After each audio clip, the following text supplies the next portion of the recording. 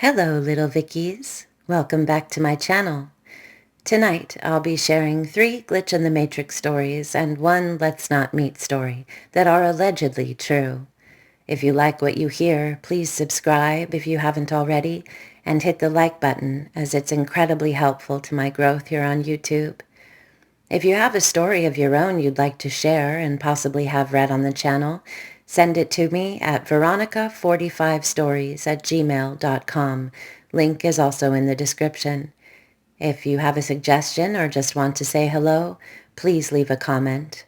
Thanks for being here. And now, let's get on with the stories.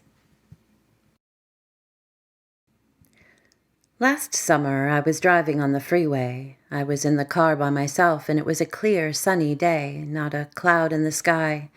There was a semi about 50 feet ahead of me, and a red car a couple car lengths behind me. I looked down for a split second to adjust the volume on the stereo, and when I looked up, a thick fog had rolled in, and the semi in front of me was on its side, sliding sideways towards me, fast. I knew I was about to die with absolute certainty. I felt panic, but also this crushing devastation that I wasn't going to be there to see my daughter grow up. I have never felt anything like that before or since. Blind terror, overwhelming sadness, the knowledge that this was the end, and grief because I wasn't ready. I opened my mouth to gasp or scream or something. I must have blinked in that moment because suddenly the day was sunny again. The semi was upright and driving normally, still about 50 feet ahead of me, and the red car was still a few car lengths behind me. I was shook. I had to pull over on the freeway to have a meltdown because seconds before I'd been about to die. I just sat in the car for a few minutes in shock. I know what I experienced. I was 100% sober. I have never hallucinated. I am a very sensible, skeptical person. But I cannot explain what happened that day. A premonition? Did I die in an alternate universe? Has anyone else experienced something like this? Comments. When I was around 4 or 5, I was riding my bike along the sidewalk, back to my house from my friend's house. I don't know why I didn't look both ways like I always did, but I didn't. I took a sharp left turn to cross the street in front of my house, and once in the road, I looked to my left, and I was feet away from a giant metal grill of a truck. I know I'm going to be hit, and I know I'm going to get in so much trouble for not looking both ways. A second later, I'm on the other side of the road, biking up to my front door, and when I look to my right, I don't even see a car on the road, leaving where I had just been. One time, around 1993, I was on one of my many road trips to New Orleans, non-stop marathon drives all the way from Chicago. I pulled into my usual motel, ate a chicken dinner, and instead of taking a shower and going to bed like a normal person after a 15-hour drive, I inexplicably decided to go back out and take a night drive out on Highway 90 through an area called the Rigolettes. On my way back to the motel, my eyes started getting heavier and heavier, and it was impossible to keep them open. I kept jerking awake and fought it as best I could. Next thing I knew, it was a sunny blue morning and I was in bed. I have no recollection of making it back to my hotel, walking into my room, changing, nothing. I have no idea how I made it back and still think I might have died there and entered some other dimension of my life or lives. The story I'm going to tell you happened over the course of roughly 5 or 6 years. Names have, of course, been changed. When I was in college, I met this dude named Steve. He was good-looking, well-spoken, and confident.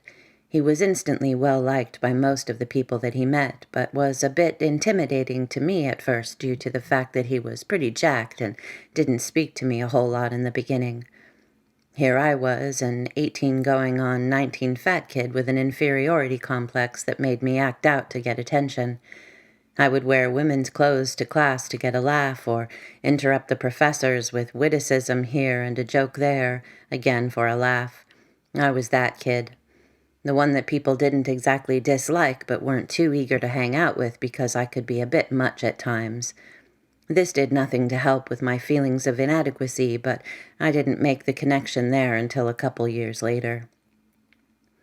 Steve and I didn't exactly become fast and hard friends because I got pretty drunk at a party once and he decided instantly that I was annoying.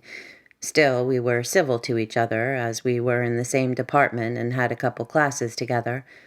We kind of hung with different crowds, too, even inside the department. Steve had recently been kicked out of boot camp in the military.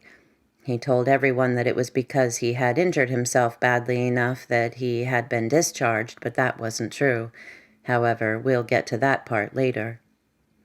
Cut to about 3 or 4 months after my first meeting Steve, and I had been invited by a mutual friend, Corey, to come to a small get-together at his place where he incidentally was roommates with Steve. I told Corey that I was kind of wary of Steve and felt like he didn't like me, to which he replied that I was right and that was why he wanted me to come over. He wanted me and Steve to get to know each other better because he was positive we would become friends if we just gave each other a chance. After some more prodding, I finally agreed. When I arrived at Corey's house, there were maybe 3 other people from the department there. It seemed like a pretty chill setting. There was some alcohol being passed around, and I drank a little bit, but I kept my distance from Steve. After a couple hours and quite a few beers, I was starting to feel pretty good. Someone brought out a couple of joints, and those started getting passed around the room. When one of them made its way to me, Steve spoke up. "Don't bother passing to him," he said with a mocking laugh. "He's a goody-good." I'm not exactly sure why he said or even thought that. It might have been because I once mentioned in passing that I had never smoked weed before. Regardless of why he said it, it made me mad that he was making fun of me, so I did what any 19-year-old drunk dude would do. I grabbed the joint and took the biggest hit I could possibly take. This, as anyone who has ever smoked knows, is a huge mistake for marijuana virgins when quality kush is handed to him. After my coughing fit and all of the laughter at my expense had subsided, I looked at Steve challengingly, and he just kind of nodded in my direction before resuming his conversation. Now, no one told me that you shouldn't mix alcohol and weed. Had I stopped there, I would have been fine. However, I continued to drink, which exacerbated all the stuff that comes along with being high. By the time I knew I was high, I was starting to get paranoid.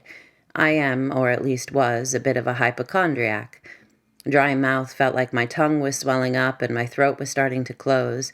The feeling of almost weightlessness that sometimes accompanies being high made me feel like I wasn't anchored to the floor anymore.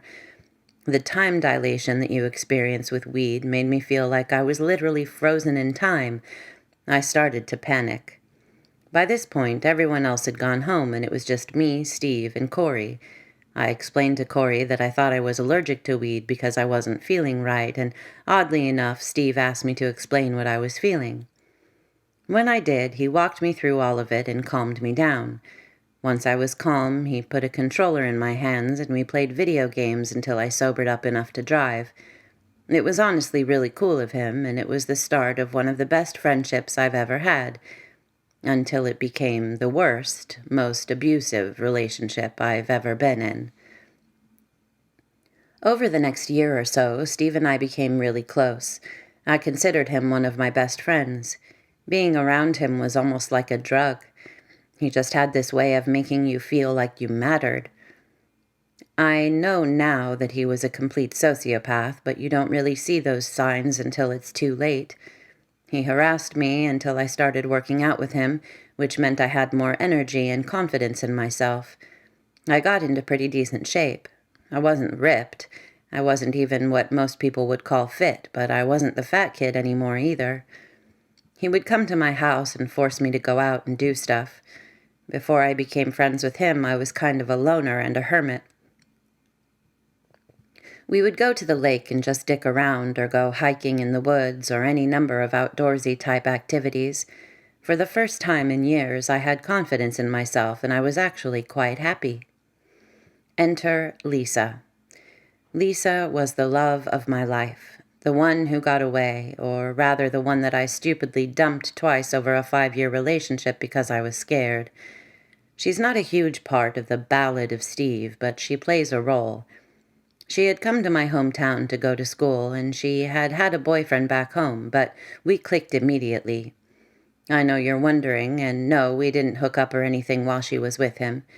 She made her intentions toward me clear, and I made it clear that nothing would happen while she was dating someone else. She told me that she had been considered breaking up with him as he was a bit controlling and dickish, and the next day she walked up to me and kissed me full on the mouth.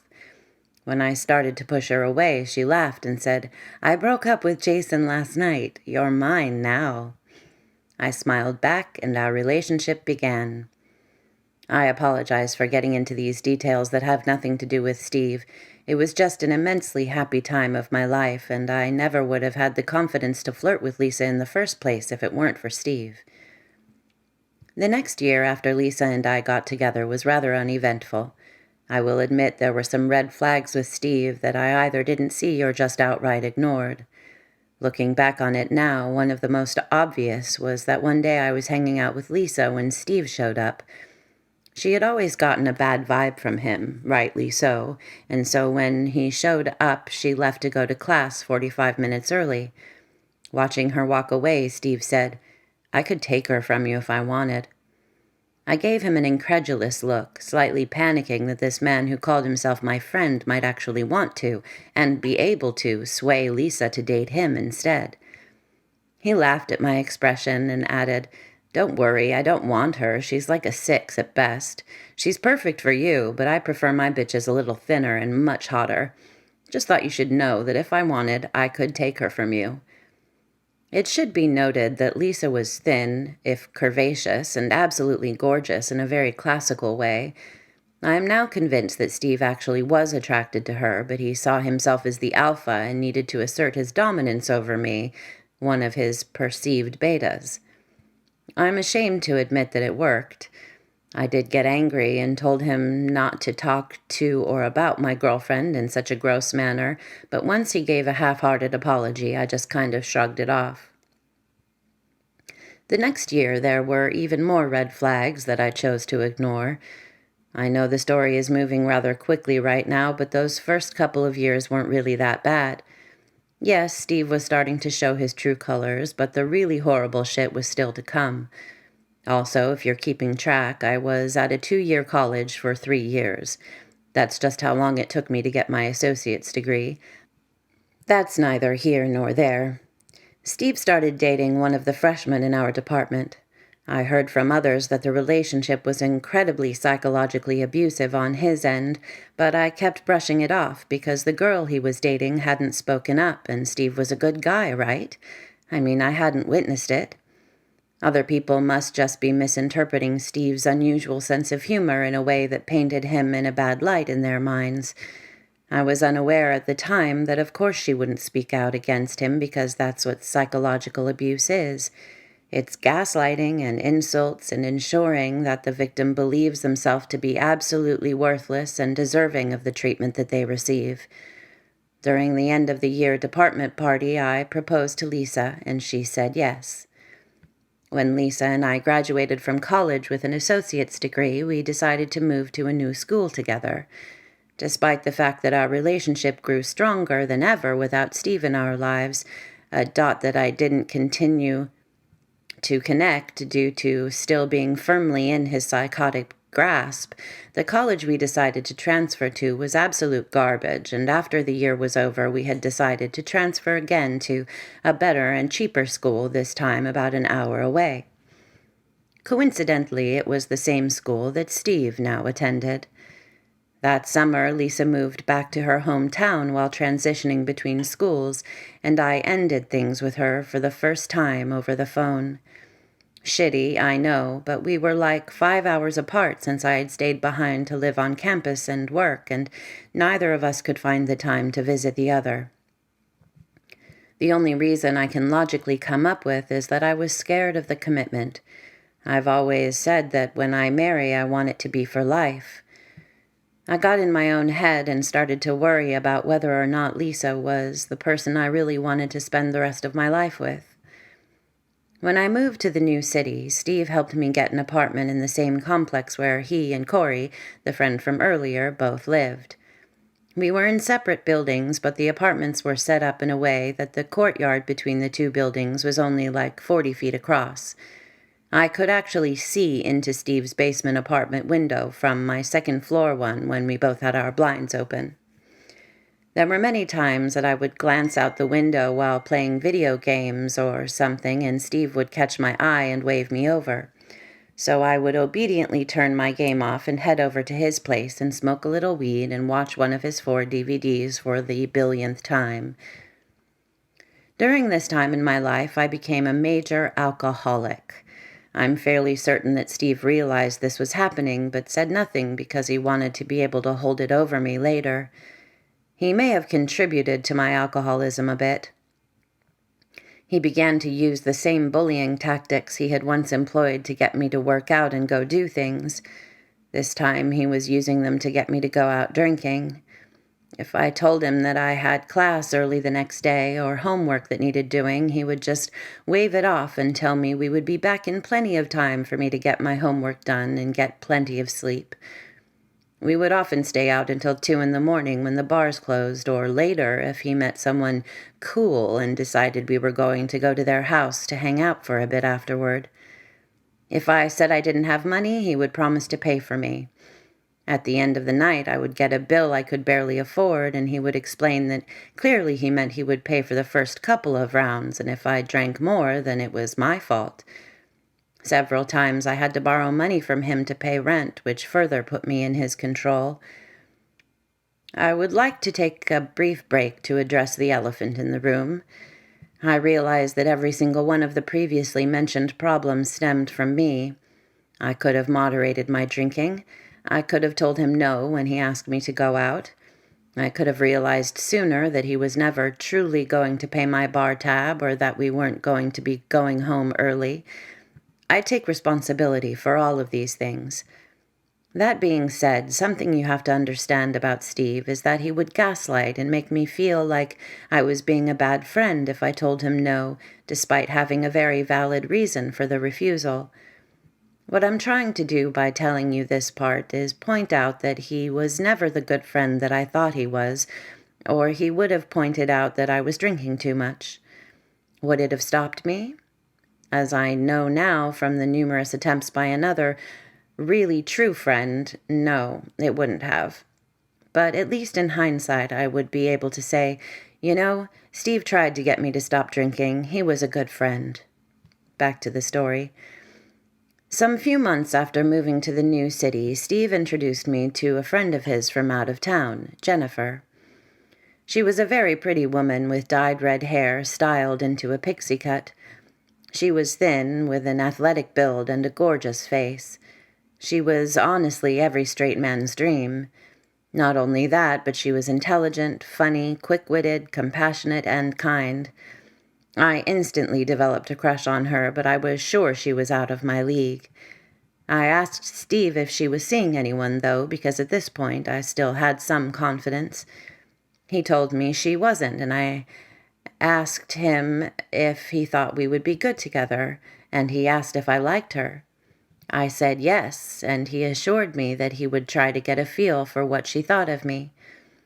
Cut to a few days later, and Steve is now dating her. This confused the shit out of me because when he introduced us, they kept making jokes about how neither of them was really interested in the other and they would never work as a couple.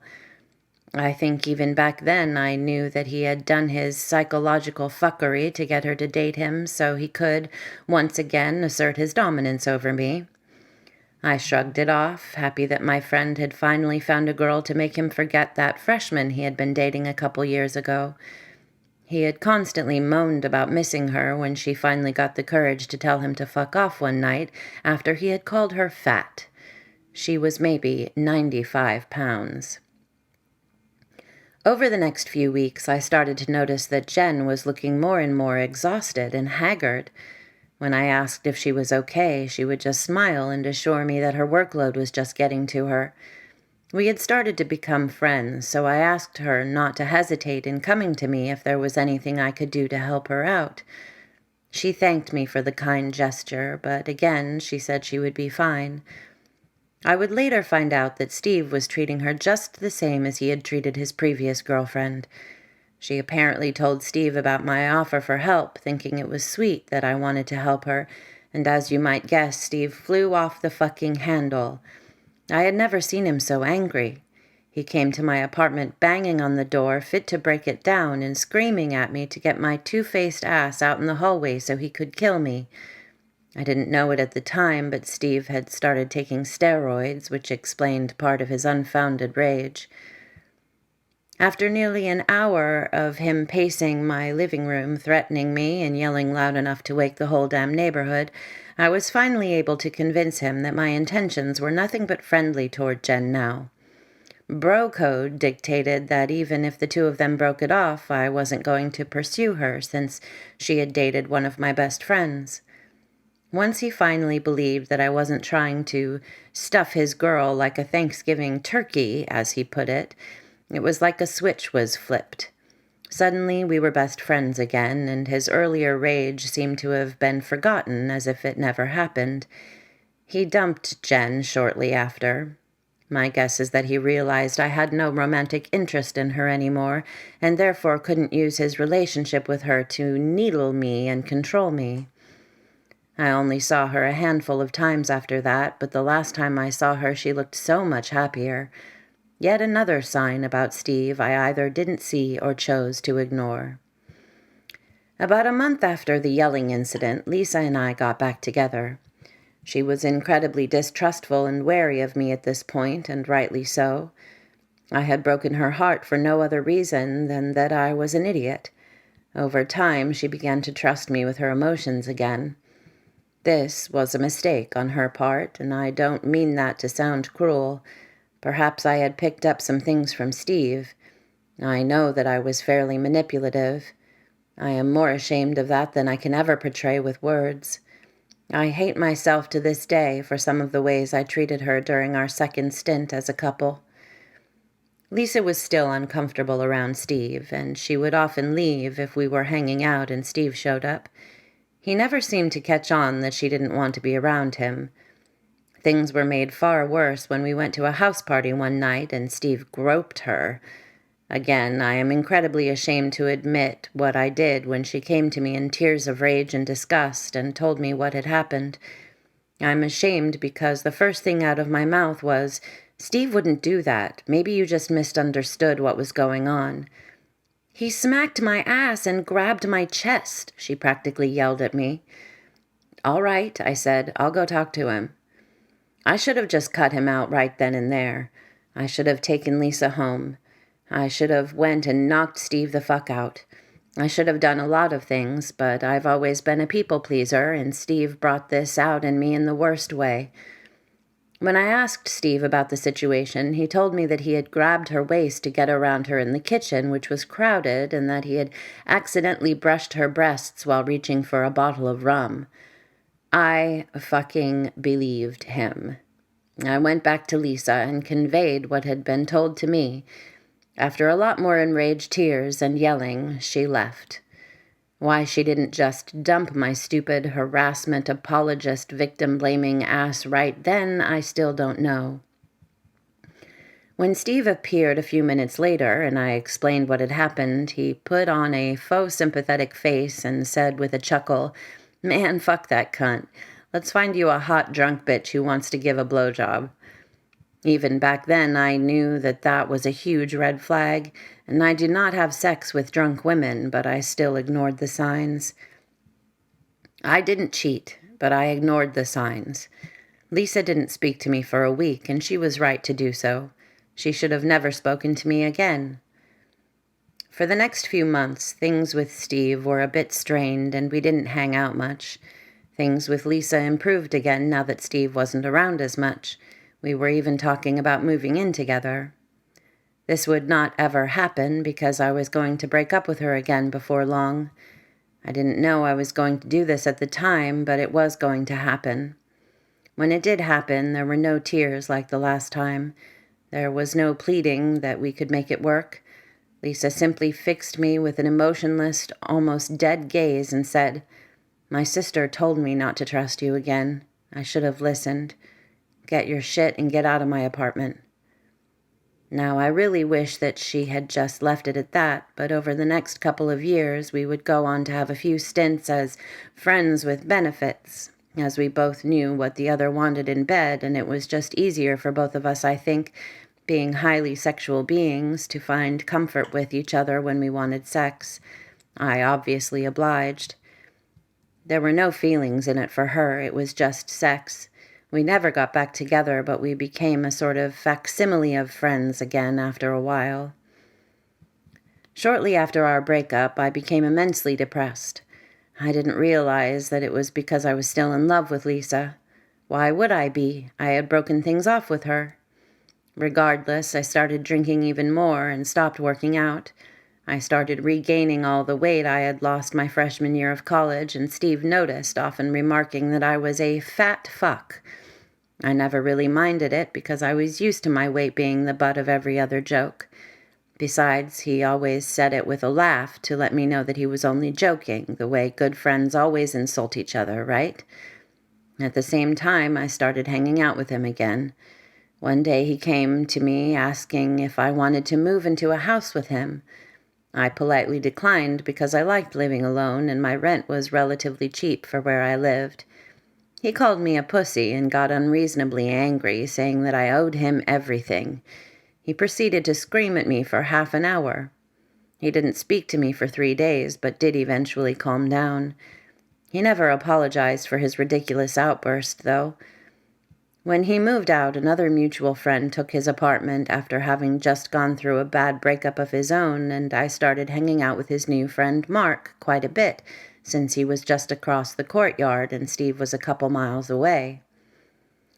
During this time, I met a man through Mark who would go on to become one of the 2 best friends that I have ever had, and one of the most amazing people I've ever known. Enter Nick. Remember the friend from earlier who said I regularly tried to get me to stop drinking? That's Nick. He was and is a man who, for some reason, I never want to disappoint. Even today, being mostly sober, a huge part of what keeps me from drinking is the idea that if Nick found out, I would be more ashamed of myself than if I publicly shit my pants in front of the woman of my dreams. Personally, that to me is a mark of a true friend. Mostly because Nick never asked for or expected me to feel this way. In fact, I think he's a little uncomfortable with it, but it's not something I can just turn off. Nick and I hit it off fairly quickly and started hanging out regularly. It was with Nick and his circle of friends, all of whom I proudly now call my friends, that a Dungeons and Dragons group was started that lasted for nearly 4 years. Nick plays a bigger, if not huge, part in this story later. Things continued this way for maybe half a year before I finally decided to take Steve up on his offer and move into the house with him, mostly because money was tight and my bills would go down. His current roommates had moved away for whatever reason, and he had a couple of vacancies. I took one room, and a friend of his from when he was in boot camp, Greg, took the other. For a while, things were awesome. Steve had apparently become Catholic. He was off the juice. It was like I had my old friend back from the days when we had first started becoming chummy. He, Greg, and I would often go on road trips or go out to bars or just go to some outdoor attractions around the city and walk around. Now, remember that I said that Steve had been discharged from the military and claimed that it was due to an injury? Turns out that was not true at all. One night, while Steve was at work, Greg and I were hanging out with some beers, and somehow the topic came up. "You know he was crazy, yeah?" Greg asked. "What do you mean?" I said. "He was kicked out before he finished boot camp." "Really?" He told me that he suffered some kind of injury and they had to let him go. After I said this, an incredulous look came over Greg's face, and he turned slowly to look at me. He then proceeded to tell me that what Steve had told me was an utter lie. He told me that Steve had had reason to suspect that his then-wife was cheating on him and had been overheard by a commanding officer saying that when he finished with boot camp, he was going to murder them both and the daughter that he and his wife had. He had been given an in-depth psychological evaluation and been discharged essentially for being too insane for the military. I later confirmed this with one of Steve's childhood friends. At this point, I was starting to realize who Steve really was, thinking back on some of the interactions I had with him. Unfortunately, I was stupidly loyal to someone I perceived to be a good friend.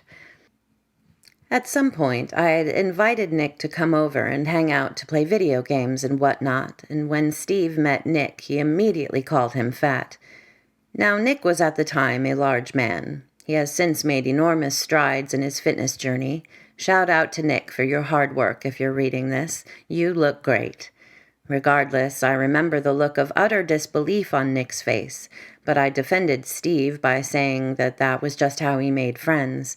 If he wasn't calling you names, then it meant he didn't like you. By the way, can we stop that shit?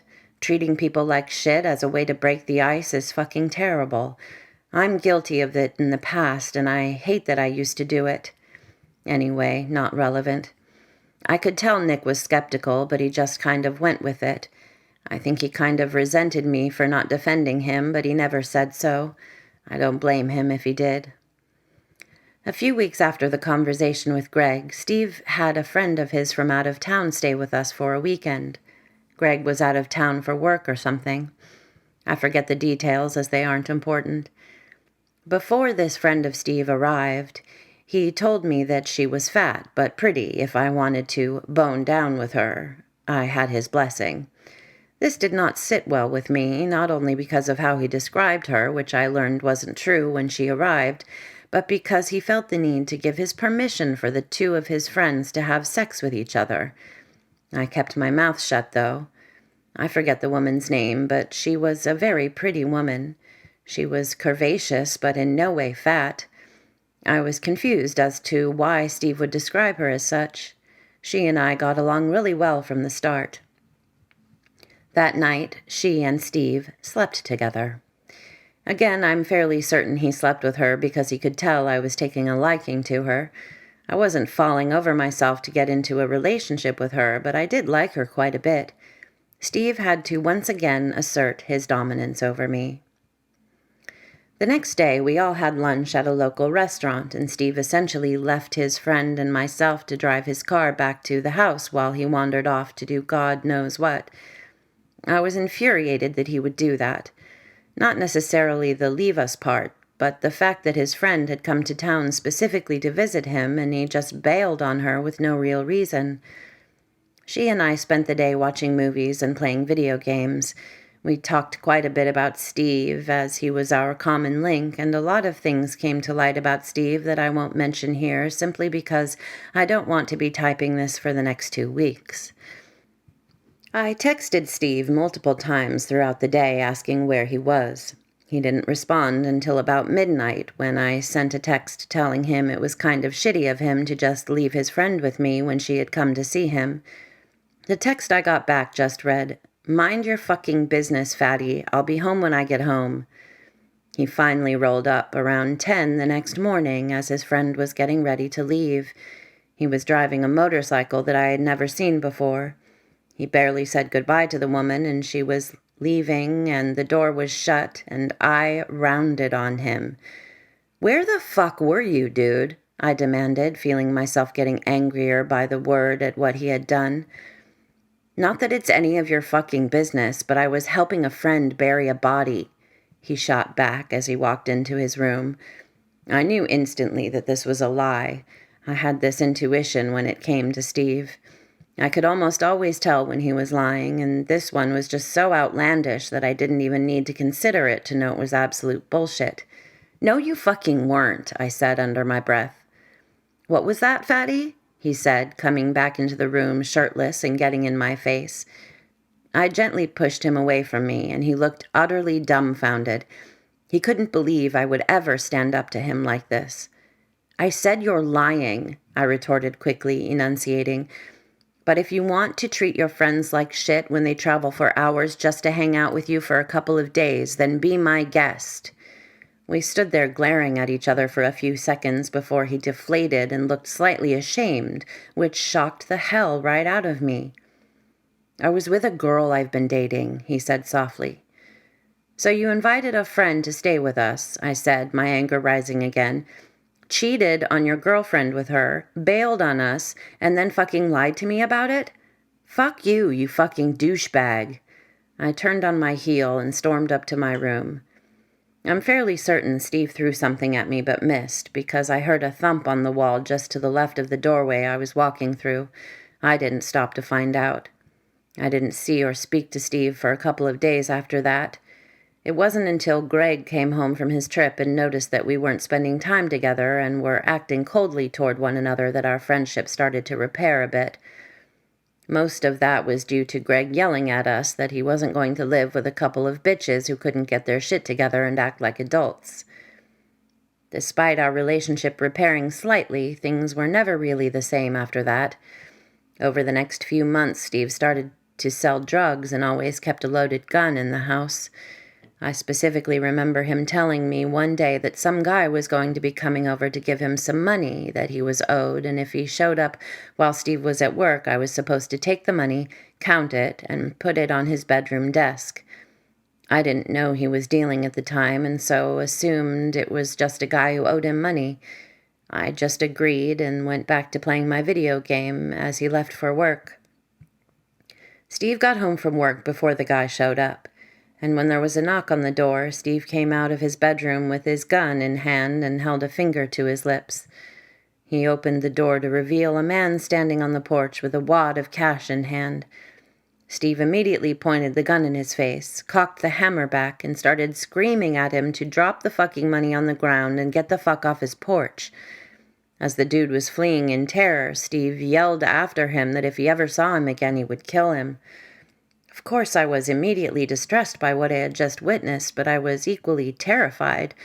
When he turned to me with a huge grin after collecting the money from the porch and closing the door, I just gave a weak smile and ignored the whole thing. I learned later that he was back on steroids when this happened. During this time, Steve would regularly come home late at night, 3 sheets to the wind, ranting about one ethnic group or another. The one that sticks out in my mind the most was when he stumbled in so drunk that he could barely string together a coherent thought. He was yelling about globalism and how the Chinese were trying to take over the world. He mumbled a string of words I couldn't make out and then shouted clear as day, "Ping Ling!" followed by another string of unintelligible bullshit, and finally, "Fucking our daughters." As the last word left his lips, he immediately fell to the floor and began to sob. I had no idea what to do. If I tried to help him, I knew he would get violent toward me. In the end, I did nothing. I just went to my room. A few weeks after that particularly lovely incident, Steve and I got into an argument about something that I can't remember. He stormed off to his room, and I thought it was over. I knew from experience that given time and distance, he would calm down. He would never apologize, but at least the situation would de-escalate. I was wrong this time. 10 minutes later, he came crashing back into the living room, gun in hand, and pointed it in my face. He was yelling that if I wasn't going to respect him, that he might as well just kill me. "You're not going to shoot me," I said far more calmly than I felt. Inside, I was shitting my pants, despite the fact that I did honestly believe he wouldn't shoot me. I had been around guns before, but never had I had one pointed at me. "Yeah?" he said. "Why do you think that?" "I know it," I replied.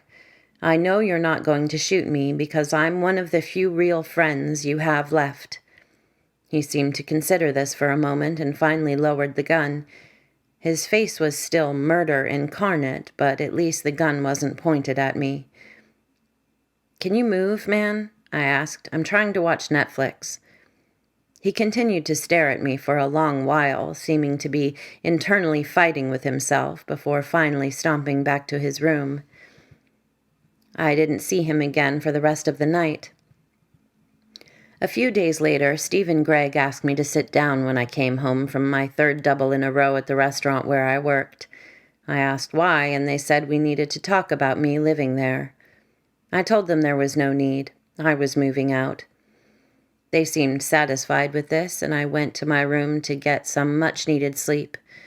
As a side note, as I was moving out, I accidentally broke the handle off of the storm door, and Steve lost his mind, screaming at me and calling me all kinds of names, including the N-word. I assured him that I would replace it, but he just kept calling me names. Nick was helping me move out at the time, and once we were away from the house, he gave me a look that spoke volumes. I know, I said. I know. It's part of the reason I'm moving out. I didn't say anything, he replied. You didn't have to, I said.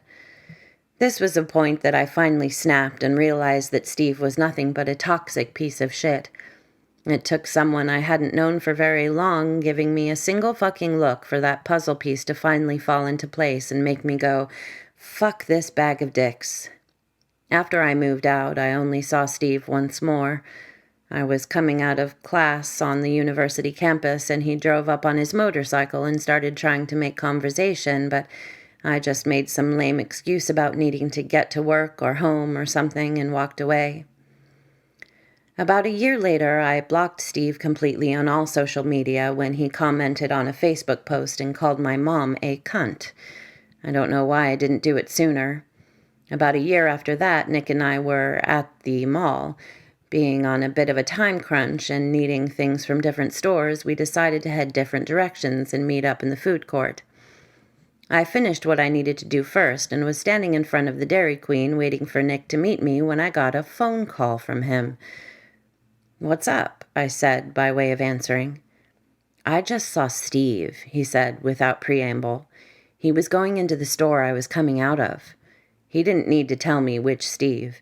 He knew most of the worst of what I have put in this story by this point, although I'm sure some of these anecdotes would surprise even him. My heart seemed to seize, and I felt like I couldn't breathe. I hadn't seen or spoken to Steve in over 2 years, and the thought of coming face to face with him now filled me with dread. Hello? Are you there? Yeah, I said, finally finding my voice. I'll meet you at the car. That's why I told you.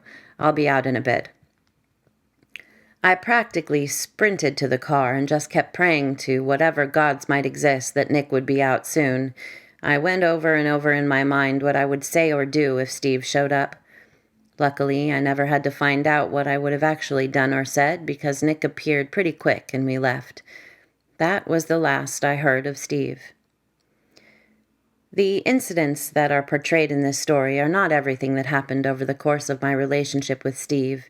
There were more, including more death threats, a physical altercation, more name-calling, and insurance fraud that Steve decided to rope me into without my knowledge. These were just the worst or more poignant incidents that needed to be told in order to paint Steve as he truly exists. Were I to tell the entire story of Steve, it would likely wind up being a whole-ass novel. A lot of it, while terrible, isn't really all that relevant in the grand scheme of things. So, there's the Ballad of Steve. Now, I know at this point you're wondering to yourself why I didn't just leave Steve in the dust a long time ago. Why didn't I just walk away from that friendship at the first sign of trouble? Well, there are a few reasons. First and foremost, as I said, Steve was a sociopath. Sociopaths are extremely versed in making people trust them, even as they treat them like trash. Not to mention he gaslit me and made me feel as though a lot of the smaller incidents were my fault. That in turn led to me believing the bigger problems were my fault. This is how psychological abusers keep control. Secondly, I am a loyal friend to a fault. I will see the best in people I care about even as they stab me in the back and beat me down. This is a fault of mine that I am working on. I only saw the terrible in Steve when he treated another friend I was loyal to like shit. Third, a part of me was terrified to walk away. There was a piece of me that was scared, and sometimes still is since I blocked him, that he would get it in his head to kill me because I rejected him. This is again part of the conditioning that abusers do. Regardless, I am much happier now and glad that the whole ordeal is behind me. I'd like to end on this final note. If you are in a relationship of any kind where you are starting to see red flags, don't ignore them like I did. I explained away a lot of the red flags that Steve was waving proudly, and I regret it to this day. I was lucky and got out of the most toxic friendship I've ever known with only some psychological trauma and having my confidence shattered, but it could have ended so much fucking worse. If you need help getting out, seek it immediately. Leave everything behind if you have to. Things can be replaced. You can't. Anyway, thanks for reading this, and Steve, please stay wherever you moved to. I don't ever want to see or hear from you again. Hello again, little Vickies. Thanks so much for listening. Please remember to subscribe if you haven't already, hit the thumbs up button, and leave a comment, as it's all very helpful to my growth here on YouTube.